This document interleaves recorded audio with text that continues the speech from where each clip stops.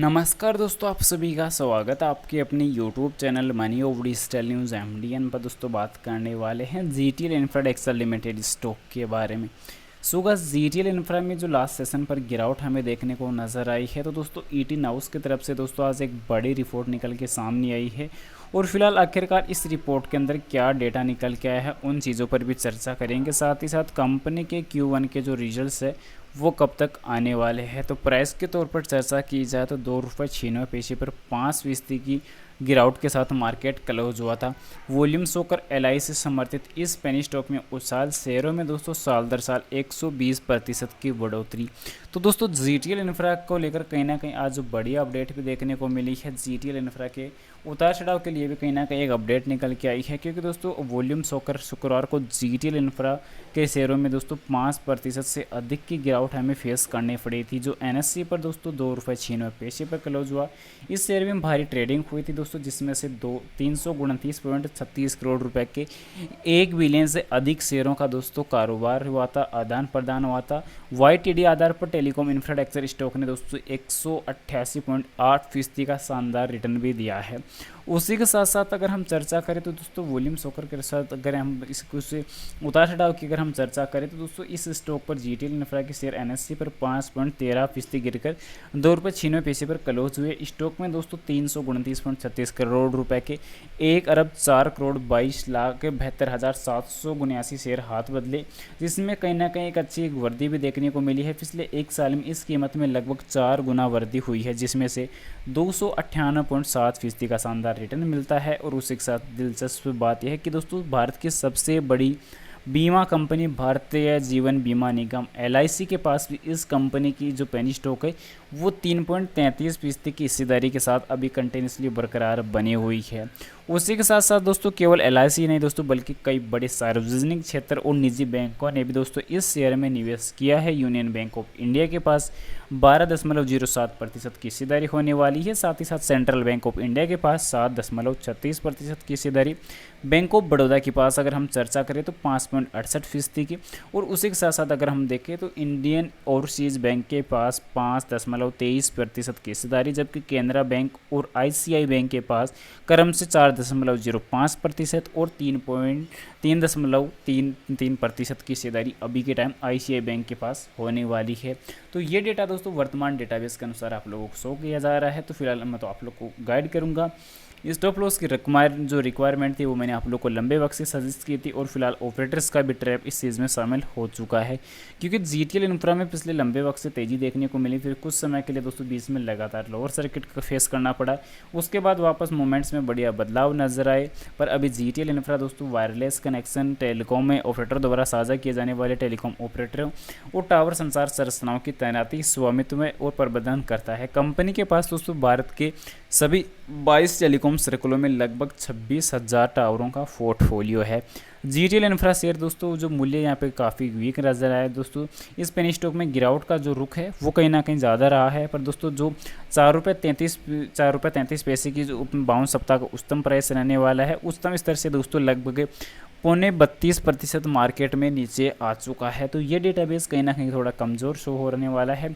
पर moving average पर अगर चर्चा की जाए तो दोस्तों स्टॉक अपने 10 दिवसीय, 50 दिवसीय, 100 दिवसीय, 200 दिवसीय एक्सपोनेंशियल मूविंग एवरेज ईएमए से ऊपर कारोबार कर रहा है। हालांकि दोस्तों 10 दिवसीय ईएमए के नीचे कारोबार कर रहा है। इसका सापेक्ष शक्ति सूचकांक दोस्तों आरएसआई अभी के टाइम लगभग 51 अंकों पे कारोबार कर रहा है। जीटीएल इंफ्रा दोस्तों एनएसपी बीएससी स्मॉल कैप का एक घटक है होने वाला है, जो 26 जुलाई को समापन मूल्य पर दोस्तों इस कंपनी का बाजार पूंजीकरण 3880.61 करोड़ रुपए रहा है। तो ये चीज़ें कहीं ना कहीं दोस्तों अभी के लिए पॉजिटिव भी नज़र आ रही कि आखिरकार कंपनी के पास ये बड़ी एलआईसी बीमा कंपनी जैसी कंपनियों का बड़ी इन्वेस्टमेंट है। निजी और जो सरकारी बैंकों का दोस्तों इस कंपनी के अंदर इन्वेस्टमेंट है। पर सबसे ज़्यादा जो नेगेटिव पॉइंट यहाँ पर निकल के आ रहा है कि कंपनी के रिजल्ट्स के अंदर कहीं ना कहीं जो प्रॉफिट्स है वो कम नज़र आ रहे हैं, क्योंकि हालांकि दोस्तों इस प्रकार के पेनी स्टॉक में दोस्तों रिस्क जो है वो उतना ही ज़्यादा हो जाता है जितना प्रॉफिट बनाने के चांसेस रहते हैं, क्योंकि दोस्तों कंपनी के पास कुछ से अनेक ट्रेडिंग गतिविधियों पर अधिक बारीकी से नज़र रखने और विनियमित करने के लिए एएसएम सूची में कंपनी को पहले से रखा गया है।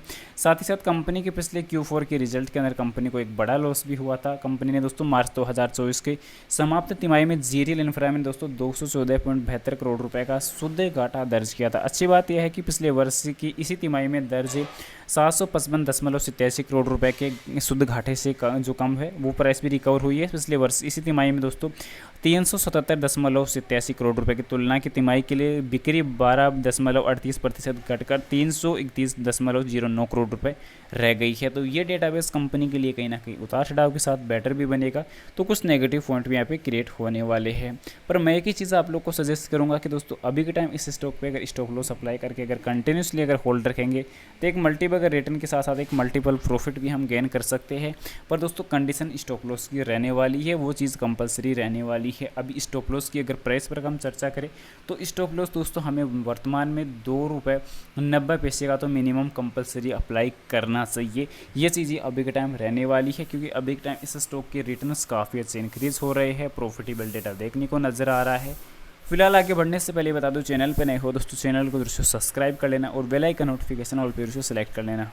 फिलहाल दोस्तों कंपनी की जो बेसिक डेटाबेस पर अगर हम चर्चा करें तो कुछ नेगेटिव थॉट्स भी यहाँ पे निकल के आएंगे, साथ ही साथ दोस्तों कंपनी के अंदर कुछ पॉजिटिव भी यहाँ पे निकल के आएंगे। तो सबसे पहले कुछ नेगेटिव थॉट्स पर अगर हम चर्चा कर ले तो दोस्तों कंपनी का मार्केट कैप काफ़ी बढ़िया था, पर कोई ना कहीं दोस्तों पिछले टाइम से गिरावट नजर आई। उसके बाद कंपनी की बुक वैल्यू लगभग ₹4 नीचे कारोबार कर रहा है बुक वैल्यू के अनुसार। साथ ही साथ दोस्तों कंपनी की फेस वैल्यू पॉजिटिव है, पर कंपनी के ऊपर जो दोस्तों डेप्थ जो है वो भी काफ़ी बड़ा है, जो 3901 करोड़ का रहेगा। साथ ही साथ दोस्तों ईपीएस रेट में कंटिन्यूसली गिरावट रही है, जो 53 पैसे की नजर आएगी। प्रॉफिट जो है कंपनी के प्रॉफिट के ग्रोथ में बढ़िया पॉजिटिव तेजी है, पर कंपनी के 100% जो शेयर है वो गिरवी रखे हुए हैं, तो कुछ नेगेटिव पॉइंट यहाँ पर निकल के आएंगे। उसके साथ साथ दोस्तों कंपनी की जो सेल्स की ग्रोथ है लगभग 6.5% नेगेटिव है, गिरी हुई नजर आ रही है। एनुअल नेट प्रॉफिट पर अगर हम नज़र अगर डाल लें तो दोस्तों 481 करोड़ का नेट प्रॉफिट जो है एनुअल के तौर पर दोस्तों वो यहाँ पे कमज़ोर नज़र आया है। पर लास्ट एक मंथ की एवरेज वॉल्यूम की अगर हम चर्चा करें तो 40,35,91,933 शेयर की वॉल्यूम निकल के आई है। टोटल कंपनी के पास जो असेट होने वाले हैं, असेट तो में दोस्तों 4206 करोड़ के होने वाले हैं। करंट लायबिलिटीज़ पर अगर हम डिस्कशन करें तो दोस्तों वो भी काफ़ी बढ़िया रहने वाली है। 8,743 करोड़ के कंपनी का पिछले एक शेयर के अंदर शानदार रिटर्न निकल के आया है, जो दोस्तों 300% का निकल के आया है। पर कंपनी क्या दोस्तों पी रेशियो अभी के टाइम थोड़ा वीक नज़र आ रहा है, थोड़ी सी यहाँ पे उतार चढ़ाव बन सकती है। पर कंपनी के पास दोस्तों प्रमोटर्स की होल्डिंग निकल के आ रही है 3.28% की, जो एक कमज़ोर प्रमोटर्स की होल्डिंग रहेगी। पर अभी के टाइम कंपनी के अंदर दोस्तों डीआई का इन्वेस्टमेंट भी काफ़ी बढ़िया निकल के आ रहा है और एफआई का इन्वेस्टमेंट भी काफ़ी कमज़ोर निकल के आ रहा है।